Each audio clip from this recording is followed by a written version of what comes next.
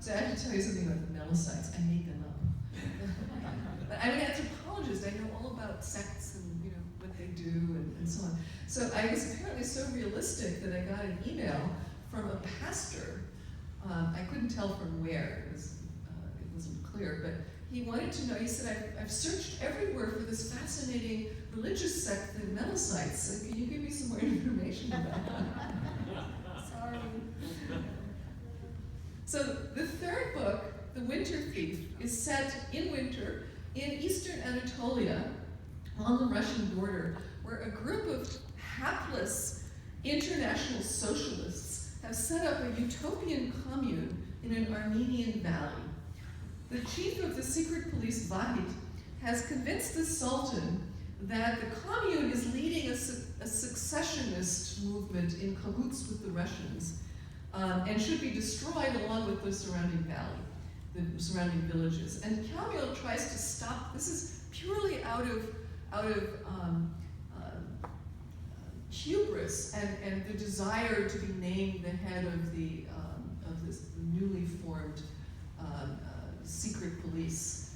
And so Vahid, has convinced the Sultan of this, not for any other reason but to, forward his own career.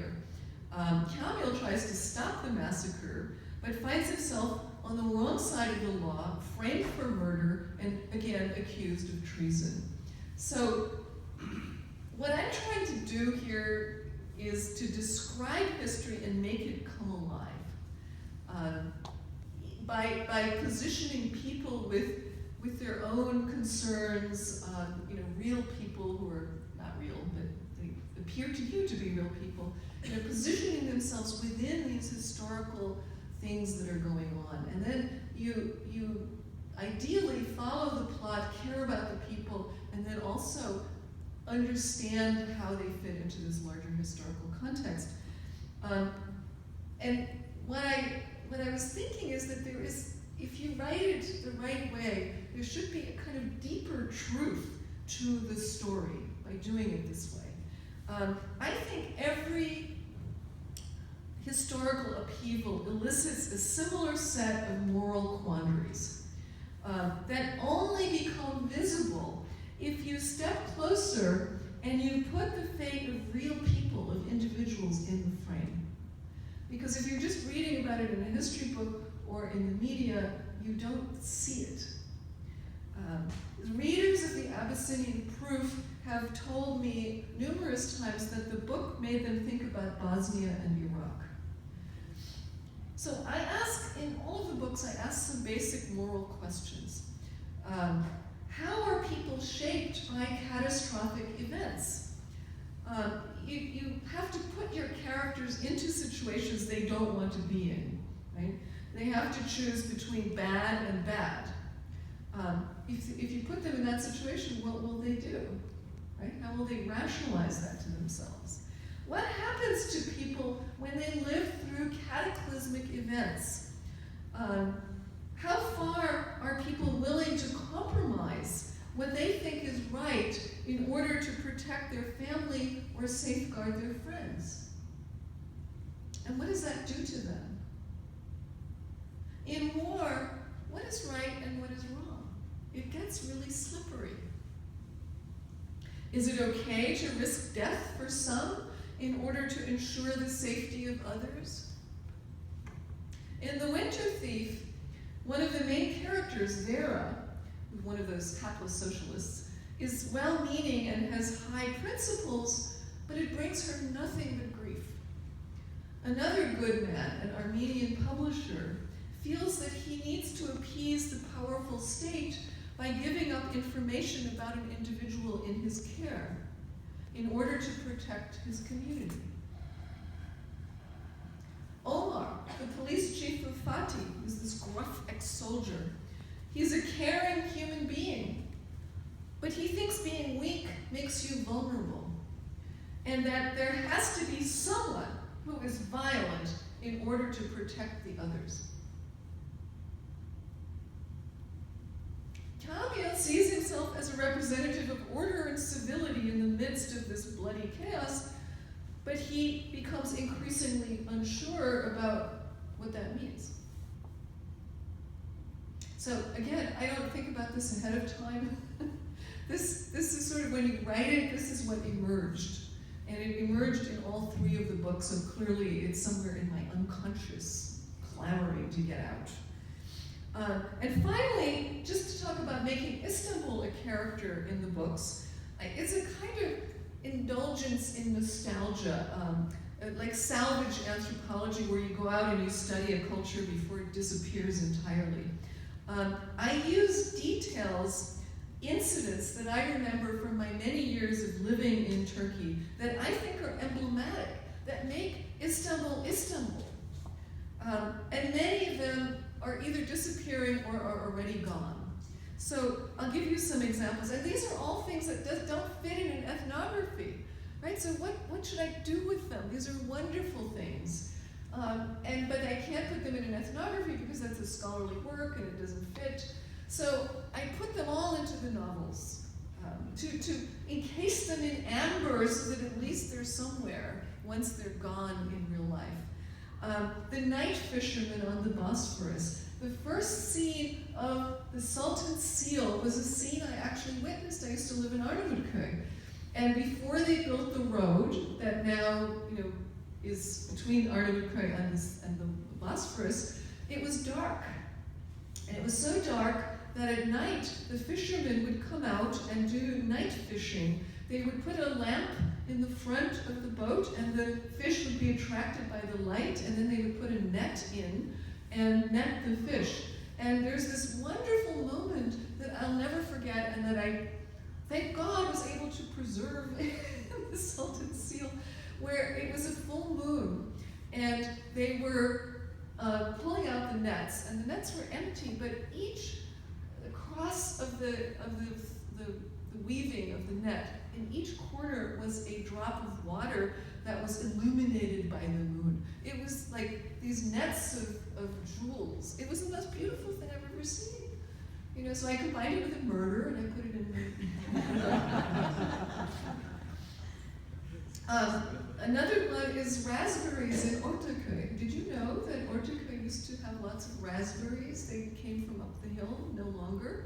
You could still get them, but I don't know where they came from. The rabbit fortune teller, we all know the rabbit fortune teller, right? There's a fortune teller and you give the money and the rabbit is taken out and noses a piece of paper that then becomes your fortune. So that's been around for a long time, but who knows how much longer. So that's in there. And then the belladonna recipe for coughs. Did you know that that belladonna, which is poisonous, is available, or was available, I don't know if it still is, in any baharatçı, in any spice store as a recipe for coughing. And what you're supposed to do is smoke it. You're not supposed to drink it, right? So how do I know this? Because in the 1980s, some friends, Turkish friends, thought, let's play a joke on Jenny and give her some tea made with this herb. Admittedly, I bet they didn't really know that it was poisonous, but so they made, they're just, it's borucici, okay? So they're these dried, long, trumpet-like flowers, and they took several of them and they boiled in the double tea thing, so it was really strong. And then they poured me a cup, and I didn't even drink, maybe an inch, and I was paralyzed. So I became paralyzed, and at some point, they dropped me off at home where I was by myself. I hallucinated all night, but I'd never hallucinated before, so I didn't know what that was. So I was like, why are there flies on my lampshade? So I turn on the light and the flies are gone. Go back to bed. Flies on the lampshade. This went on and on until I finally realized, these are not flies. I must be hallucinating flies, among other things. So, and then in the morning when I woke up, my pupils were dilated. Belladonna is called belladonna, beautiful woman, because in Spain, in old Spain, the women used to put a tincture, a drop of it in their eyes so that their eyes would get black, because your pupil dilates, so your whole eye is black.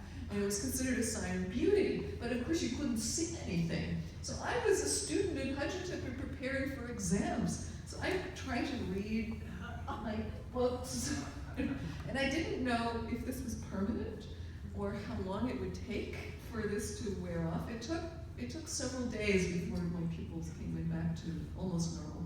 So anyway, I thought, well, you could kill someone with this. So I did.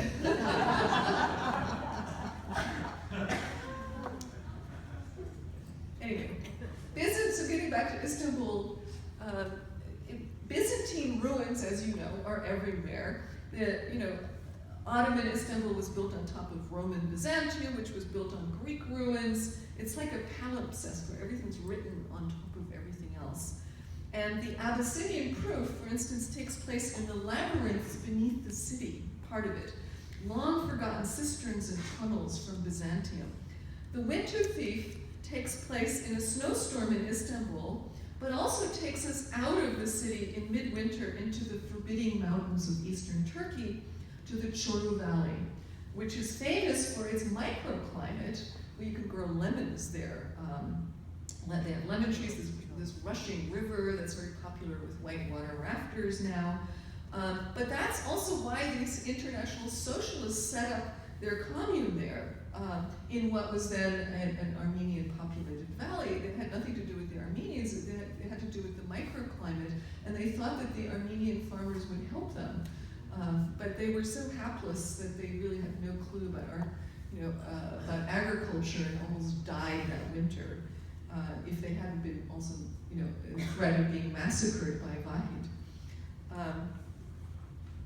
Anyway, one more subject, and then I'll end, and that is the politics of the identity of the writer. The writer has control over the text, but not much beyond that. I had a fight with the editor at Norton, in, I forget which book, probably The Sultan Seal, over a dog. There was a dog that was following Kamil up the stairs, and Kamil had a simit, and he fed the dog the simit. And I thought this was such a cute scene, and the editor said, no, take it out, it impedes the plot. And we had this huge fight over the dog eating the simit.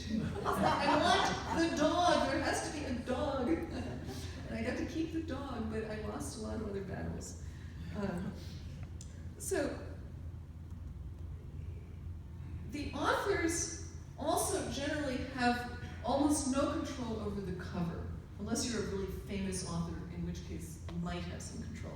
So I wanted to show you some covers of the Sultan Seal. The Sultan Seal was translated into 15 languages.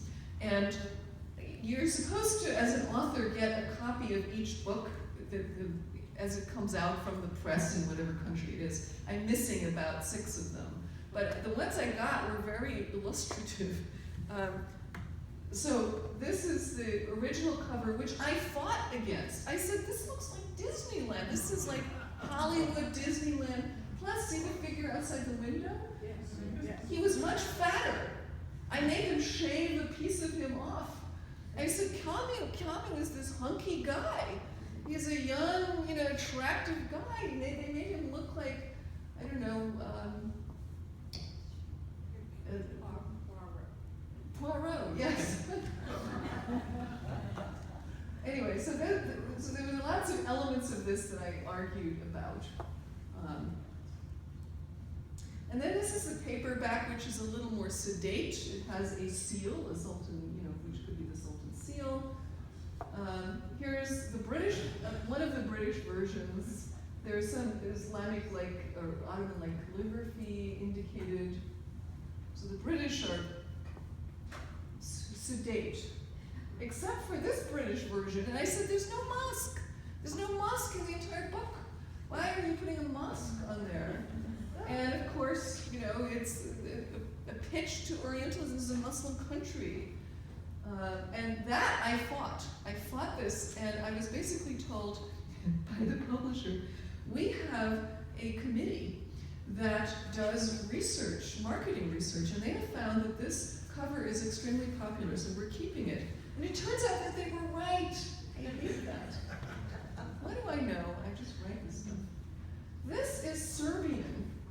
So again, we have a mosque theme going on. It took me a while because there was no note, and I had no idea what language this was. It took me a while to figure out that it was Serbian.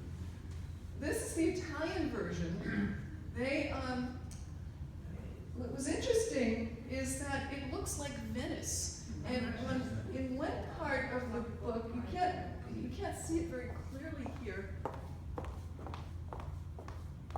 This boat is a Venetian boat, but the whole scene looks very much like the waters of Istanbul, right? So they picked a Venetian scene that looks like Istanbul.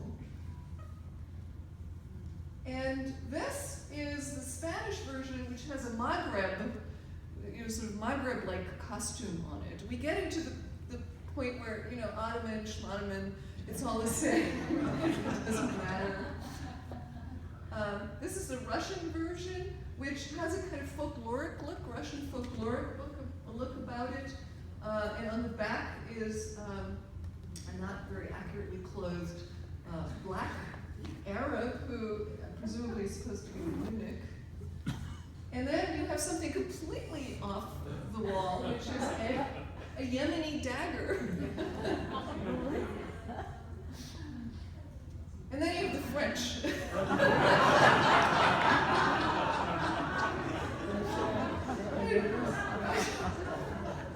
I couldn't say a word. This is another French version that comes out in various versions in each country. So it's a little bit more sedate, although there's this come hither look. And then this is the German one. And this box, the box of these books came to my office. And I'm opening them, and the office administrator, who's a guy, is standing there, and he looks at it and he says, "It doesn't look like you."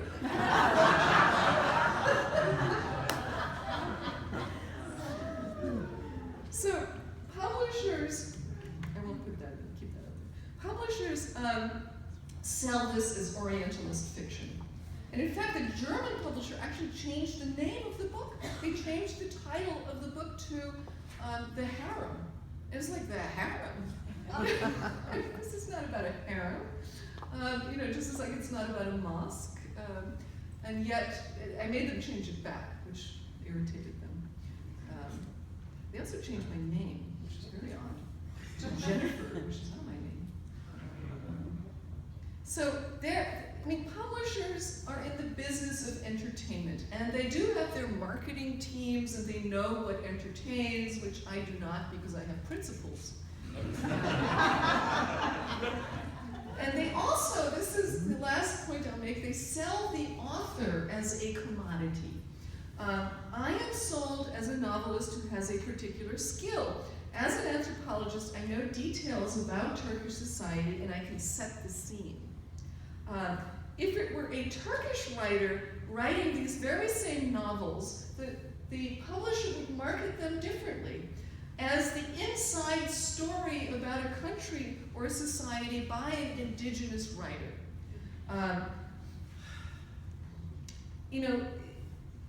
The indigenous or ethnic writer is marketed as representing his or her society and thus speaking the truth about it. Readers then are prompted to expect this, so they don't even have to be told that. If the author seems to be from a particular country, then you read it. You read Snow by Orhan Pamuk as if it were really about Turkey. It could give you some insight into Turkey. It cannot. As Orhan Pamuk would be the first to tell you, I write fiction.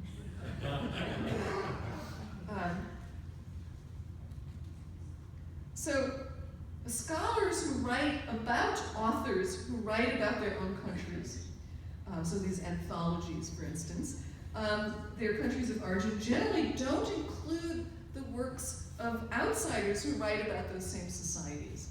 Right? So there's all of this positioning going on that has to do with what is real, what is true, who can know it, and much of it, you'd think that it would have some kind of, scholarly or moral basis, but much of it has to do simply with marketing, much to the dismay of some authors who would rather be considered fiction authors rather than representatives of their own society. I'm just going to give the last word to Amitav Ghosh, who is a well-known writer, who also is an anthropologist. He has his PhD in social anthropology, and he said that, well, actually there's another quote from him. The most important thing I learned from anthropology, especially fieldwork, was the art of observation, how to watch interactions between people, how to listen to conversations, how to look for hidden patterns,